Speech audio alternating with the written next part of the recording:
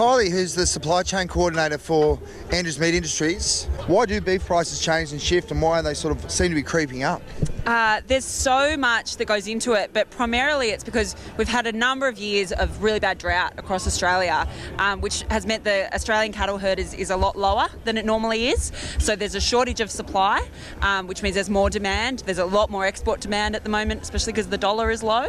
It just means that there's less cattle available, because it takes 3 years from when an animal's born to get to your dinner plate. So that process, we're starting to build up again now, so we're not going to see prices really come off again potentially for another 2 or 3 years. But you do think potentially that prices could drop?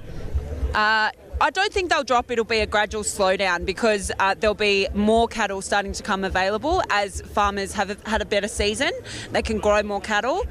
They've got grass to feed them. So in the next 12 months will still be pretty difficult, but then after that we should start to see it ease off, yeah. And what about other sort of proteins or other animals? Let's talk lamb. I'm hearing that lamb's sort of shooting off again, and is that the same reasons? Well, it flows on. So yes, there were issues with lambs in terms of the drought as well, but also as demand for beef increases and beef prices increase, lamb prices increase as well, because there's more demand for lamb. Beef's too expensive, people will go to a different protein. But what we're seeing really in lamb is that there's a shortage of supply and an oversupply of processing capacity. So there's too many processing plants that are trying to kill lambs at the moment, and just not enough lambs to keep their doors open.